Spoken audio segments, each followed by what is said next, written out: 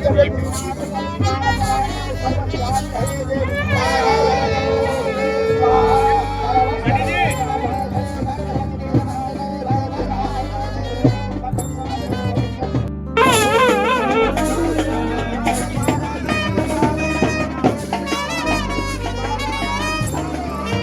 गई है और कहा जा रहा है कि जिस तरह से संसद बनेगा, क्या इसकी मांग? ये हमारी प्राचीन परंपरा है।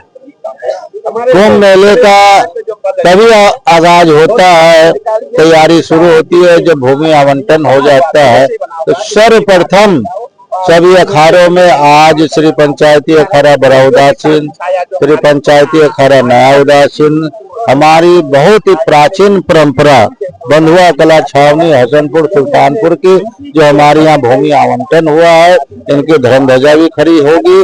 और आज सभी देवी देवताओं का आवाहन करके सर्वप्रथम पहले गंगा जमुना सरस्वती का पूजन किया गया और बेनी माधव जी का, हनुमान जी का है जो पूजन किया गया। उसके बाद आप देख रहे हैं कि हवन के द्वारा पंच देवता की पूजा की गई है, सभी देवी देवताओं का आवाहन किया गया है।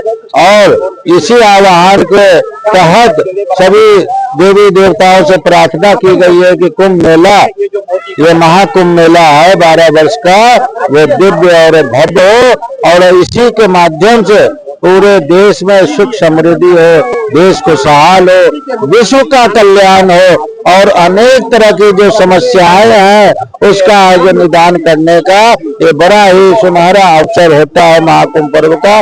तो अब आज का है जो कार्य से शुरू हो गया है, मंदिर की स्थापना, धर्म ध्वजा की स्थापना, अन्य जो हमारे भोजन पंडाल, माता अन्नपूर्णा की स्थापना, ये सब कार्य यहाँ निर्माण कार्य चलेंगे। और मेले की तैयारी हम धर्म ध्वजा से और नगर प्रवेश से, अमृत स्नान से करते हुए पूर्णता की ओर चलेंगे। उसके बाद आप लोगों ने भी जो है बीजेपी को जिताने की अपील की थी। अब सारे एग्जिट पोल बता रहे हैं कि बीजेपी की सरकार बनेगी। मतलब जो साधु संतों की अपील की लगता है वो काम आ रही है, आशीर्वाद काम आ रहा है।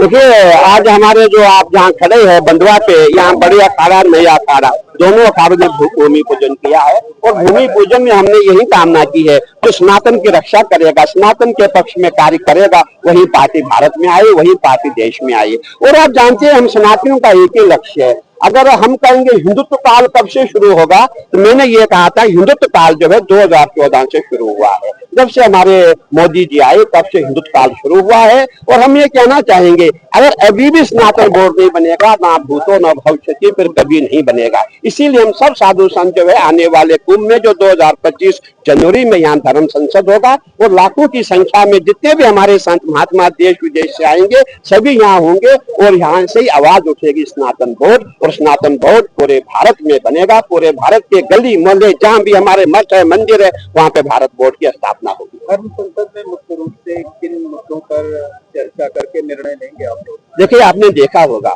वक्फ बोर्ड पूरे भारत में है और वक्फ बोर्ड का कहना हमारी 9 लाख से 10 लाख के बीच की जमीन है। कहने का तात्पर्य पूरा स्टेट इनका है। और आप देखिए हम सनातनियों के पास क्या है, हम तब भी भूखे नंगे थे, आज भी भूखे नंगे हैं। हमारे मठ मंदिर सरकार ले जा रही है, हमारे मठ मंदिरों को समाप्त किया जा रहा है, इसीलिए सनातन बोर्ड की आवश्यकता पड़ी है। इसीलिए सबका एक, सब लोग इकट्ठे हो गए हैं, सबका एक ही कल्पना है, सबका एक ही सबने यही कहा है कि जो हमारा सनातन बोर्ड है वो बहुत जल्दी बने, बहुत जल्दी उसका गठन हो जाए। क्योंकि अगर अभी नहीं बना फिर कभी नहीं बनेगा और अगर सनातन बोर्ड नहीं बनता है तो वक्फ बोर्ड भी नहीं रहेगा।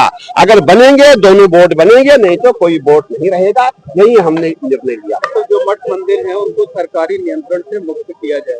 देखिए आपने देखा होगा, जब आपने सुना होगा जब लड्डू में गाय की चर्बी ये चीज से गलत मिलाया जा रहा है, हमारे मंदिरों में जो फूल आते हैं उनमें थूका जाता है, चाय में पेशाब मिलाया जाता है, ये सब चीजें अब हिंदू कब तक बर्दाश्त करेगा। आप देख रहे हैं आज कुंभ का मेला है और इस कुंभ मेले में यहाँ नाना प्रकार के संत आएंगे। आपने देखा होगा जो ये संत महात्मा जो आपको दिख रहे हैं, जो नंगे घूम रहे, बड़े ब्रह्मनिष्ठ है, बड़े तपस्वी है, इनका तप और हमारे तप में अंतर है। हम इनकी सेवा के लिए यहाँ खड़े हुए हैं और इनकी रक्षा के लिए हमने निर्णय लिया था मेला क्षेत्र में गैर हिंदू ना हो। गैर हिंदू आए, बिना इनके काम हमारा नहीं होगा। मैं कहना चाहूंगा हमारे यहाँ जितने भी मठ मंदिर सब गैर हिंदू ही बनाता है, परंतु इनको जो है परचून की दुकान, फूलों की दुकान, चाय की दुकान, ये इनको एलाट ना हो। और यही हमने निर्णय लिया हुआ है और आने वाले प्रयागराज कुंभ हमारा दिव्य हो, भव्य हो, ये हम सब ने ऐसा सोच रखा है। और हमारे माननीय मुख्यमंत्री जी स्वयं एक संत है, स्वयं बहुत बड़े पीठाधीश्वर है, तो हमारा